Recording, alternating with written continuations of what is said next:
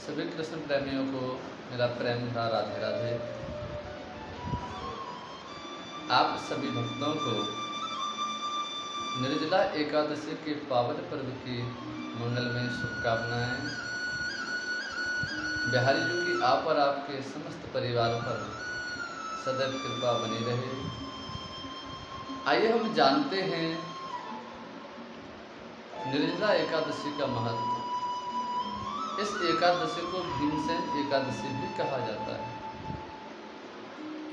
एक बार 5 पांडव व्यास जी महाराज के पास आए और व्यास जी महाराज से कहने लगे, महाराज हमको आपसे कुछ शिकायत है। बोले कौन सी शिकायत? तब 5 पांडवों ने कहा, महाराज भीम भैया तो बिना भोजन के रह नहीं पाते, वह तो एकादशी का व्रत कर नहीं पाते, वो कैसे इस एकादशी को करेंगे? तब व्यास जी महाराज ने कहा कि जो इस एकादशी को करता है, जो भी व्यक्ति इस एकादशी को करता है, उसको साल की एकादशी को नहीं करना पड़ता। इस एकादशी को करने से साल की सभी एकादशियों का पुण्य उस व्यक्ति को, उस भक्त को मिल जाता है। जब भीम जी ने यह बात सुनी तो महाराज वह प्रातः से मेरे गोविंद के, बिहारी जी के चिंतन में बैठ गए और प्रातः से शाम तक इस एकादशी के मंगलमय व्रत को किया। ठाकुर जी के भजन में, चिंतन में खो गए। यह एकादशी भीमसेन जी के द्वारा ही प्रारंभ हुई। बिना भोजन पानी किए, बिना जल पिए भगवान के चिंतन में लगे रहे। इसलिए इस एकादशी को भीमसेन एकादशी भी कहा जाता है और निर्जला एकादशी भी कहा जाता है। कैसे करें हम एकादशी का व्रत? तो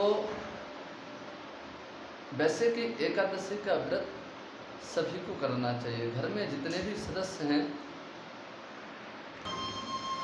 उन सभी सदस्यों को एकादशी का व्रत करना अनिवार्य है।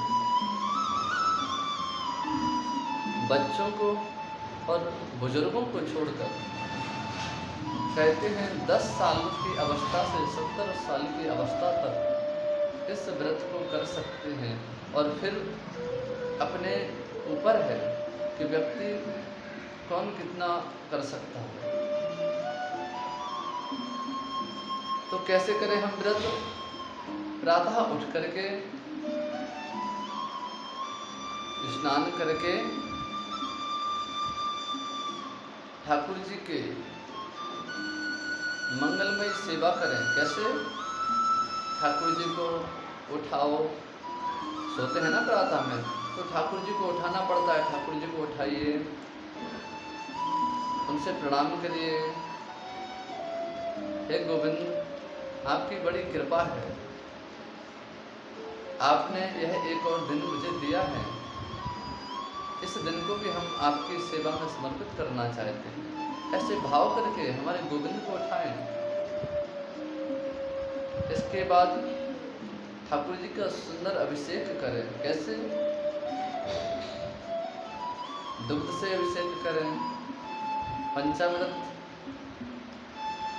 और फूलों की पंक्तियों के साथ भाव से, मन में भाव हो, ओम नमो नारायण, श्री कृष्ण गोविंद हरे मुरारे, हे नाथ नारायण वासुदेवा, ओम नमो भगवते वासुदेवाय। इन सब मंत्रों को उच्चारण करते हुए ठाकुर जी का सुंदर अभिषेक करना है। स्नान कराएं, सुंदर वस्त्र पहनाएं, और सुंदर श्रृंगार करके ठाकुर जी का दिव्य श्रृंगार करने के बाद धूप दीप नैवेद्य ऐसा करके ठाकुर जी की सुंदर आरती करके और इस व्रत का पालन करें। शाम के समय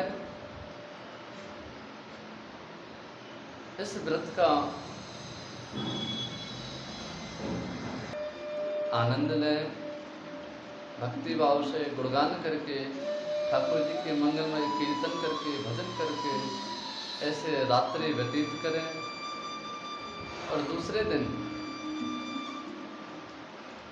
प्रातः उठ करके स्नान करके ठाकुर जी की सेवा करके और ब्राह्मणों को भोजन करा के 1, 2, 5, 11 जितने भी आप में श्रद्धा है ब्राह्मणों को भोजन करा के इसके बाद स्वयं भोजन पा करके इस व्रत का पालन करें, इस व्रत को खोलें।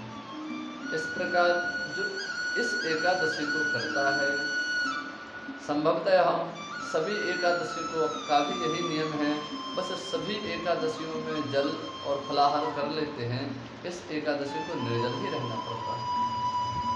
और जो भी कृष्ण प्रेमी, जो भी भक्त इस एकादशी को, व्रत को करते हैं, उनको साल की सभी एकादशियों के व्रत का पुण्य मिलता है, व्रत का फल मिलता है। एक बार पुनः आप सभी को निर्जला एकादशी के पावन पर्व की मंगलमय शुभकामनाएं।